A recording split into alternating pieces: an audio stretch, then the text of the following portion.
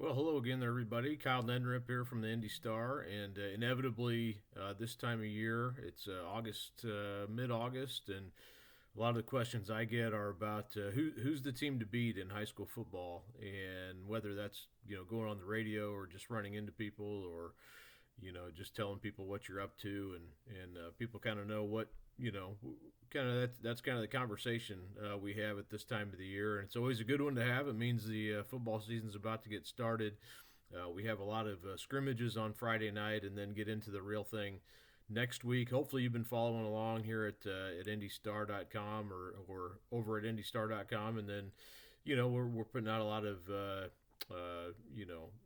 previews right now in multiple sports, and especially for myself with football. So, just completed taking a look here at our immediate area and kind of the top teams in our area, putting together our kind of our uh, power rankings, if you want to say. We call them Fab 15 for football. They're a little bit different, or for basketball, a little bit different for football because of how the classes are structured. And football is just kind of a different animal. We are going to be doing kind of a new feature this year, which is kind of this 25 team ranking that will be not broken up by classes. So more about that coming here next week. But wanted to touch base, and don't want to make this too incredibly long, but also want to use this YouTube feed and do some more videos this year, just kind of talking about whatever. And in this case, talking about our power rankings going into the season. But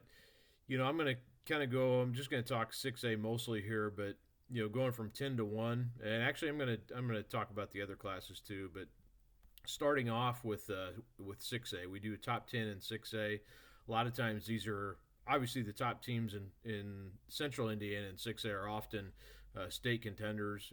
We almost always produce the state champion out of here, so these will be your better teams in the state as well, with also some others sprinkled in. I think Crown Point again is going to be very good. I think Fort Wayne Carroll, which made the state championship in 6A 2 years ago, I think has a chance to be a really good team again this year. But first wanted to touch on the top 10 here in 6A, going from 10 to 1. And I had Fishers at number 10. The Tigers were 7-4 last year under Kurt Funk. They have not been able to break through and beat HSC the last couple of years. They had just some really frustrating games, heartbreaking games last 2 years in the regular season against HSC. Both of them in overtime by 1 point, and came down to 2 point conversions, crazily enough. And it felt like, at times in those games they were the better team, but then got beat more handily in the sectional game against HSC. So, been kind of a frustration from that standpoint for Fishers. I think they're going to be a good team again. John Anthony Hall is the main guy, the Stanford recruit who, three-sport athlete, excellent, outstanding receiver and kick returner for Fishers. Question mark about Fishers will be, the new quarterback. And going through a lot of these teams, I mean, honestly, a lot of teams have new quarterbacks this year at the 6A level. So that's always sort of and as I go through the teams here, you'll kind of see that. But will be interesting to see how, Gage Sturgill when he did play last year, he was pretty good. So he did have some experience, 344 yards in 3 games, 3 touchdown passes. Yale recruit Jeff Hutton on the defensive side, and Tyler Maynard, both at defensive end. Both should be very good players. I like this. Fishers, again, I think one of those teams, they have 4 new starters on the offensive line, which is always a bit of a question mark. Honestly, when honestly, when you have a relatively inexperienced line. But I do think they've got some really good pieces. And the way they start the season, pretty, not easy, nothing easy, I would say, at the 6A level, but they could again be 3-0 going into that HSC game. So it kind of sets up where, they could get off to a good start, pulling up they play North Central, Pike, Noblesville, and then HSC. So 2 of those games, Pike and Noblesville at home, and then North Central on the road in the opener. And then they go to HSC in the week 4 Mudsog game. So that's always a lot of fun. Covered that game the last couple of years, and it's lived up to the billing. Just unbelievable crowds for those games. So I've got Fishers at number 10 and 6A in our Indy area. Number 9 is Cathedral, which I think a lot of people will think That could be a bit low for Cathedral, and as I did this, just so many good teams that somebody probably drops farther than you expect them to, and it happened to be a Cathedral in this case. But they do lose Danny O'Neal, and he's off at San Diego State now, and last I saw was battling for that starting job at quarterback. I don't think he's going to get it, but will be probably the backup and have a chance to play this year. So you lose a guy of that caliber. Cameron Kors is the quarterback who's going to be starting, according to Bill Peebles, and they will also have Jalen Bonds back at running back. So he's got some guys he can turn to. Bonds, Devon Slaughter at receiver, and Auburn Johnson also at receiver. Two guys who are Division I talents also. So they've got good pieces there in place at the skill positions. And then on defense, Jack Lockhart, the free safety, is kind of the anchor of that side of the ball. Cathedral always a team that seems to play better as the season goes along and into the tournament. At least they have the last few years under Bill Peebles, and traditionally, obviously have been very good in tournament play. But in 6A, the last couple of years, they got to that semi-state game in 2022, lost to Center Grove. In a game, kind of a surprising, lopsided game. I thought after they beat them at the end of the season, might have a chance. Center Grove took it to them and ended up winning their third state championship. And then last year, battled Ben Davis down to the wire, and Ben Davis ended up, of course, winning the state title last year. In that game, 27-24 at UIndy, and had a chance at the end there, throwing the ball into the end zone with the chance to win it. So. Cathedral's been tough. They were 8-4 last year. They play such a good schedule year in and year out, and this year starting off, look at what they at Ben Davis, Brownsburg at home, at Cincinnati St. X, and then at Chittard, which Chittard beat them last year in a weird game where they had to come back from.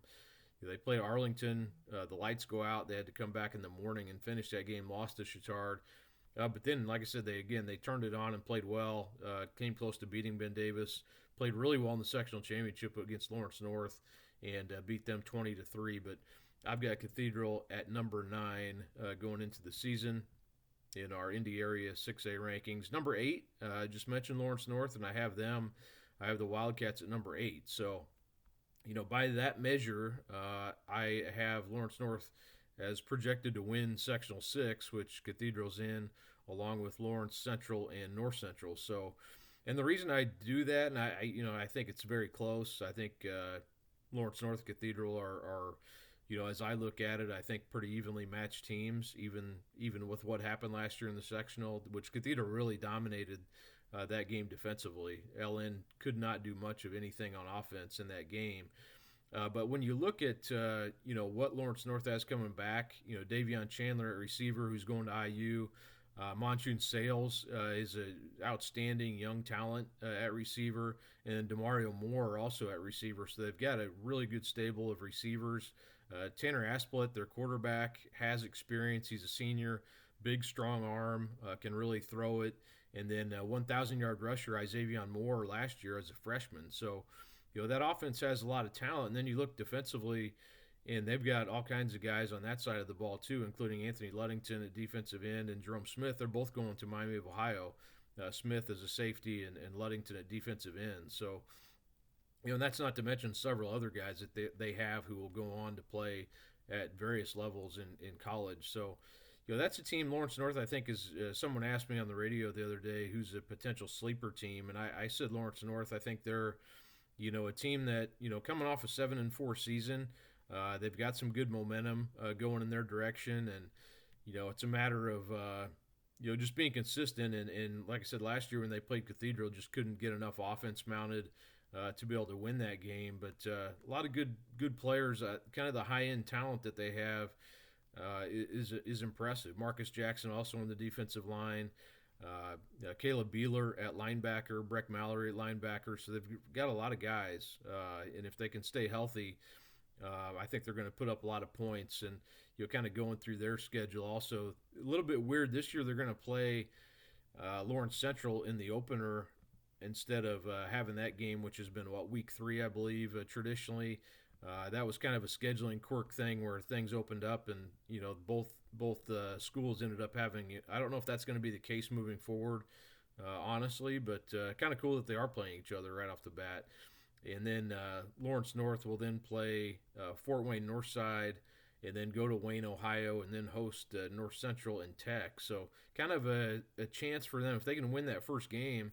I don't know how good Wayne, Ohio is, but if they can win that one too, could be 5-0 going into the Ben Davis Warren Center Grove stretch of games, which obviously that's another level completely. But I've got Lawrence North number 8.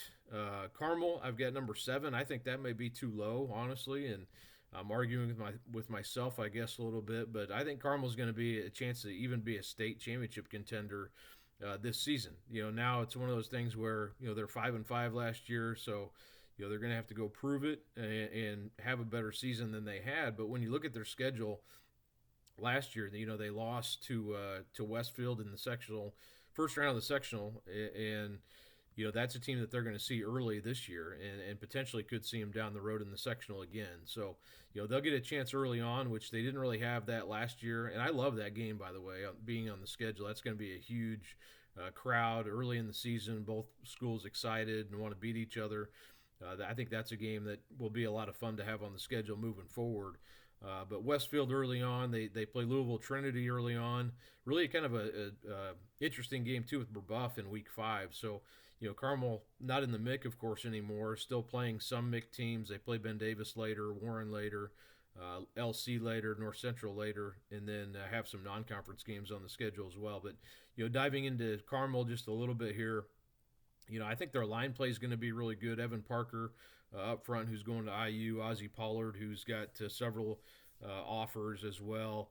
Sankeith Valuri, who's going to Army, is another good player up front for them, and a lot of talent at the skill position with Anthony Colner, the dual threat quarterback, who's only a junior, but started basically all of last year. So he kind of was able to grow up as a starter last year and get some good experience under his belt.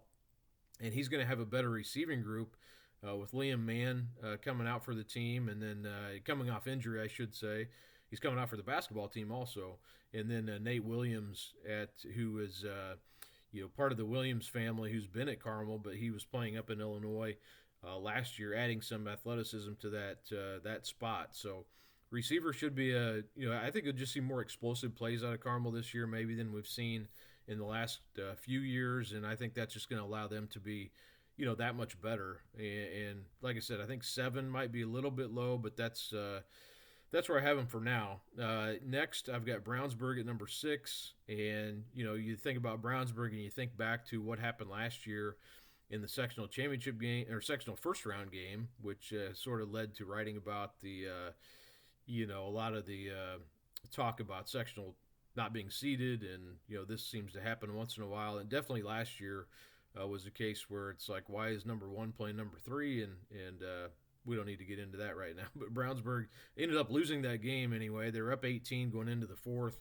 Ben Davis mounted a rally there early in the fourth quarter, and then kind of took control of the game into the end of the game. Took control really defensively. Brownsburg wasn't able to grind anything out in the fourth quarter, and ended up losing that game 28-25. So, that said, I think Brownsburg's going to be a little bit different of a team this year because their defense is really what most of the returners, with this team, most of the guys coming back are on the defensive side. Mason Kiefer, Jackson Sargent, Colin Kelly, some of those guys up front, I think that'll be a position of strength for Brownsburg. Quentin Russ and Chance Whitfield, 2 of the best defensive backs, according to John Hart, that he's had at Brown, maybe the 2 best he's had while he's been there. One of the questions, again, when you talk about quarterback play, and I think they've got 2 good ones there battling it out, Yosua Stevens and Oscar Fry. One a senior, Stevens a senior, Fry is a sophomore. So just inexperience really is the only thing. There's talent there. It's just how do they go about playing and getting their feet wet as in the starting role, whichever one it is. Avon Robinson and Brandon Sharp, I think, are 2 guys, one a junior, one a sophomore, who can really help at receiver. Again, running back, there's been injury there, so some question about the running back spot. Of course, Garrett Sherrill was such a great player last year. He went to UIndy, was really phenomenal at running back. So that was going to be a question mark anyway. And then A.J. Jobe injured in the scrimmage, the inter squad scrimmage. So we'll see what happens at that position. But Brownsburg 9-1 last year. Obviously, their only loss was that Ben Davis game. But that'll be a team I think we will find out more about early on. They have Fort Wayne Dwenger and then play Cathedral and Franklin Central in the first 3 games, then Avon, and then they get on down the line in the HCC schedule. But that Cathedral game week 2, I think we'll find out more about Brownsburg. So I've got them at number 6. HSE Hamilton Southeastern I've got at number 5. 9-3 last year. One of the things mentioning here a lot is quarterback play. They're one of the few teams that do have, I think, in the top 5, they're only one of the 5 that do have a returning starter at quarterback in Chandler Weston. So the only guy with any experience, at least, he's got a season under his belt. I thought he did a nice job last year of making big plays, but also as a first-year starter, just not making a lot of mistakes. He only had, I think, 4 or 5 interceptions on the season. He's got a really good offensive line with Cam Gorin, the Purdue recruit, leading the way up there. And then A.Z. Wallace, the running back, who was kind of a short yardage guy, who's also he's got the ability to get to the second level. He's strong, he's fast, and he'll take over as the number 1 option at running back with Jalen Alexander gone to graduation. And also Donovan Hamilton gone to graduation at the receiver spot. So this is a relatively inexperienced team, I will say. I mean, probably more inexperienced than they've been here in recent years. I think only five or six starters back from last year's team. So that was really a senior-heavy team last year, but they do have some experience at key spots. Like I said, Weston, one of those guys, and then Mason Alexander, who's going to Pitt in the secondary, big-time playmaker for HSE. So I kind of like they've been able to make a run in the tournament. 2 years ago, they made it to the semi-state. Really thought they were going to get to the state finals. Ended up losing to Fort Wayne Carroll up there in the semi-state by 6. And then last year lost a heartbreaker in the regional at Westfield. And Westfield ended up losing the next round to Crown Point in double overtime. So been a couple of heartbreaking losses in the tournament for HSE the last 2 years. But I think they're going to be, again, they're going to be young. I wouldn't say they're probably going to fall off too far there. Mike Kelly's done a really good job building that program. The 21 wins in the last 2 years kind of says a lot. So I've got HSE at number 5. Number 4, I've got Westfield. And another team that's, a lot of change as far as, maybe areas that aren't on the field. But, Coach Jay Gilbert was there for a long time, built that program up, and had a lot of success there. Obviously went to the state finals in 2020 and 2021, losing to Center Grove both times. And then last year, like I said, got a team that was relatively young, not a huge senior class. They got to the semi-state and lost to Crown Point. I really thought they were going to win that game and play in the state finals against Ben Davis, and it just didn't quite happen. So, that's a team, though, that has a lot coming back. Josh Miracle takes over, which, talk about continuity being important. He's been on the staff there at Westfield, so he takes over as coach with Jake Gilbert going to Wabash College to be the coach in waiting basically over there. So, this is a team that I think probably, in my mind, probably overachieved a little bit last year, but brings a lot of guys back. Gabe Arenbowl's the receiver, been around for a long time. He's a Ball State recruit who's had a really good first 3 years. The new quarterback is actually he's inexperienced from a Westfield standpoint, but Carson Melvin started at Plainfield as a freshman, so he's definitely got talent. He was he also plays basketball, really good athlete. He's going to Bowling Green, and then Micah Webster on defense, who he was their leading tackler last year, comes back along with several other guys. So I think this is going to be, I've got them slightly ahead of the rest, I guess. If you were to ask me, to project a state championship, team, I think Westfield could be in that state championship game. I think all of these teams are, you could kind of jumble up the top 10 and probably come out with something that looks pretty solid. But I've got Westfield at number 4, and I guess I've got them as kind of a slight favorite out of the north side of the bracket. With Crown Point, I think they've got a lot coming back too. So, but I've got them right there. I think Westfield's going to be tough this year. They've got enough coming back, and I think enough continuity to be really good again. Number 3, I've got Center Grove, which I had had them first last year going in. I was looking back at that today. I had them first going into last year, projected to win their 4th state championship in a row. By slightly again, not thinking they were a slam dunk by any means, but they just ran into a really good Ben Davis team in the semi-state. That was a great game, just a fantastic game. Ended up losing 37-34 in overtime, but we're in that game, obviously in that game till the end, and couldn't quite close the door on them. A lot of emotion after that game. A lot of guys who have never lost a game like that, never lost a tournament game before, if you're in that senior class. So just a kind of a heart of a champion type of a game, and certainly Eric Moore's teams always play that way in November. They're always in the mix. They're always better. I always say, if they might struggle in August or September, they're always different by the end of the season. So I think this team will be a little bit not as deep, I would say, as some of the teams they've had, certainly in the last few years. Some questions that, who's going to be the starting quarterback. They've got a couple, Gabe McWilliams has been the backup to Tyler Cherry. They've got a really talented young freshman coming in. So I guess some questions there. Kobe Cherry, unfortunately, was injured his knee. He's a big-time defensive end who's out. So they've got some things there with some inexperience and some injury bug, unfortunately. But got some guys like Don Berry, tight end, a big junior tight end receiver, who I think could be kind of a breakout player for him. And you just, like I said, you never count them out. They're always going to have a lot of continuity, consistency. Offensive line play is always good, and I think that'll be a strength for Center Grove again this year. 11-2 last year. Their only losses were the first game, which was in Canton, Ohio, against the St. Edward team that looked like the Green Bay Packers in more ways than one.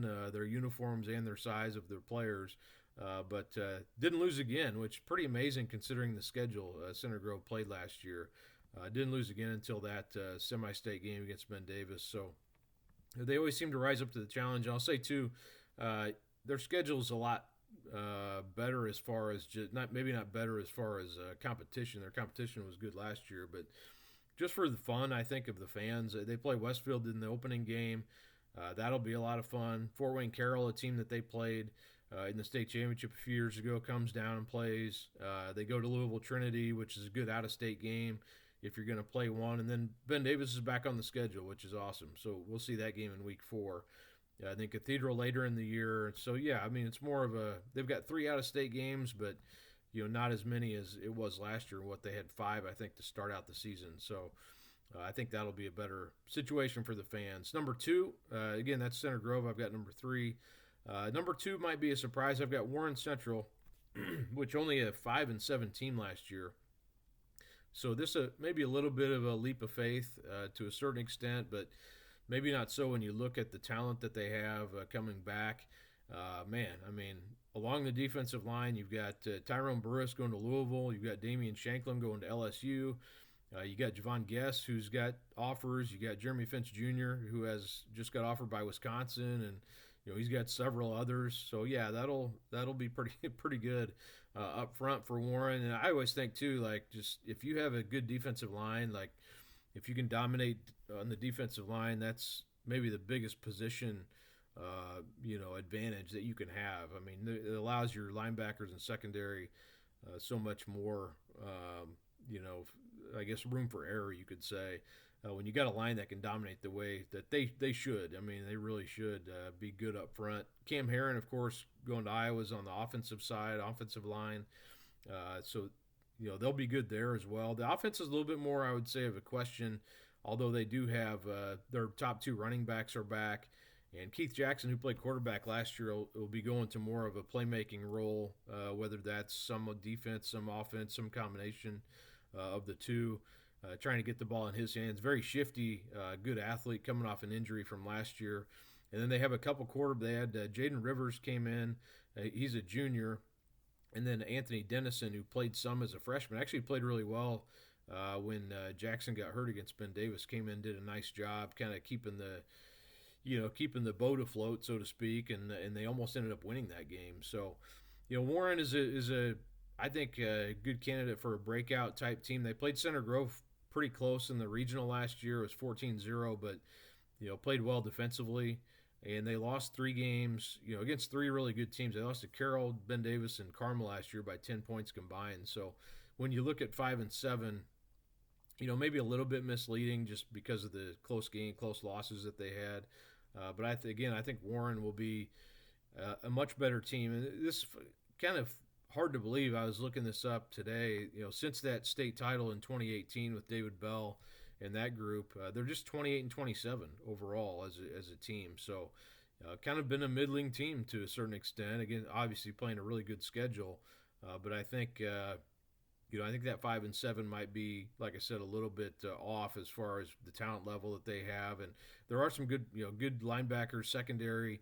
I think they're going to be a good team, a really good team. I think they could challenge, honestly.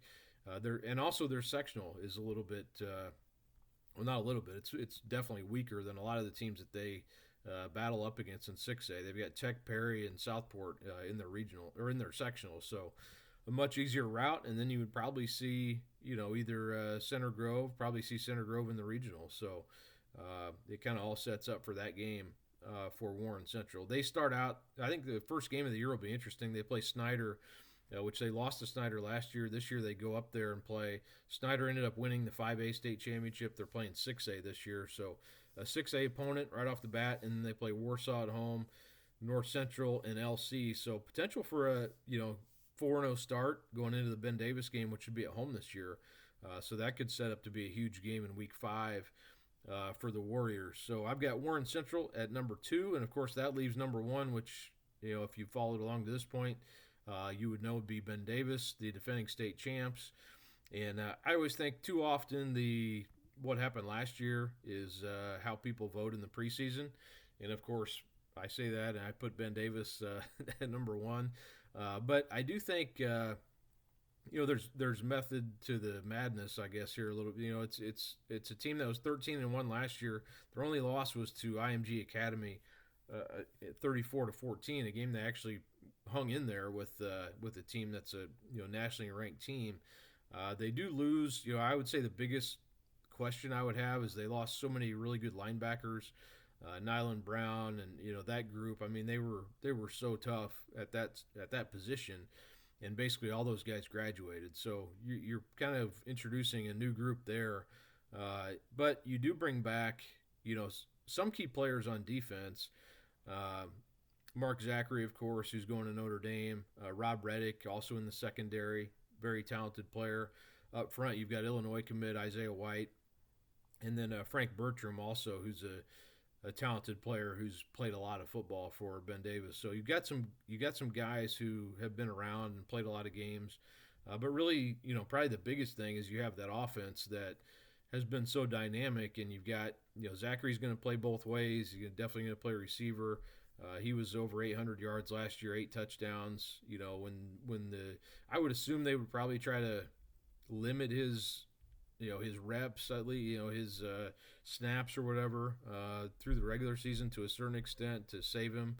But he's going to play offense for sure. And Elijah Price, 1,000-yard rusher last year. He's really good at catching passes out of the backfield too. So they're going to move him around, play him, obviously play him at running back, but try to get him in space and use him some different ways that way, kind of like they always have, but maybe even more this year.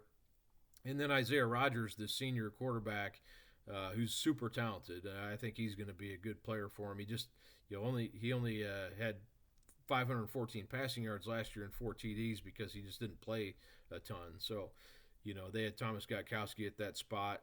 So now he's going to get his chance. So, and he's got a big arm. I think he's going to be fine, even as basically a first-year full-time starter, even though he's played some. It's a team that, and again, you're kind of when you talk about BD, Warren, Center Grove, on down the line, Westfield, HSE.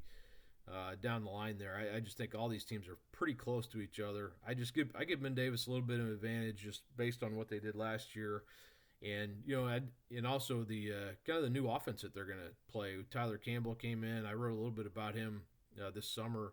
The new coordinator, he's with his air raid background.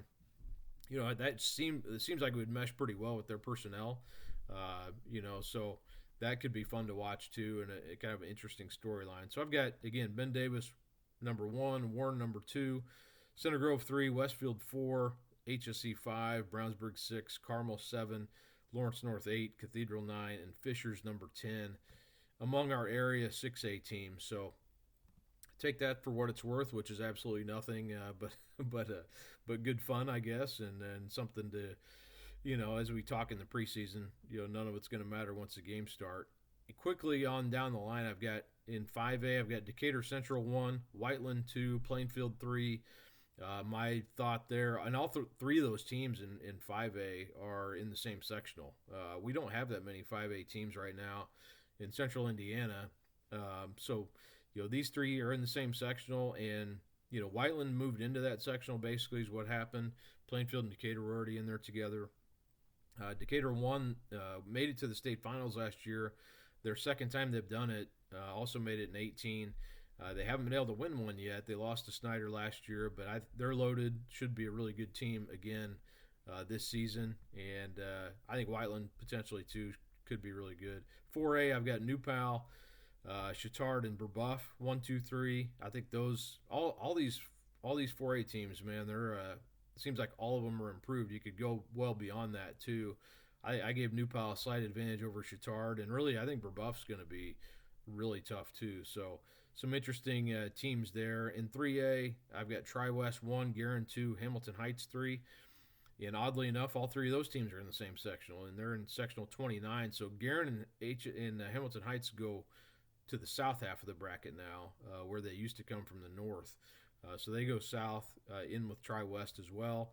And then we always combine 2A and 1A because we just don't have that many 1A teams. But Lutheran, anyway, they moved up to 2A this year. I've got them number 1, Eastern Hancock 2, and then Triton Central I've got number 3. So those three teams in 2A/1A we've got in our preseason power rankings. So anyway, went longer than I wanted to there, but just wanted to talk a little football because a lot of people ask, hey, who's the team to look out for? Who are the teams to watch for this year? And I guess in a talking forum rather than just writing something extra we can do. So I'll be talking to you here more often this year, hopefully, and hope all's well. Have a great Friday at the scrimmages, and we'll hopefully see you out somewhere this season. Thank you.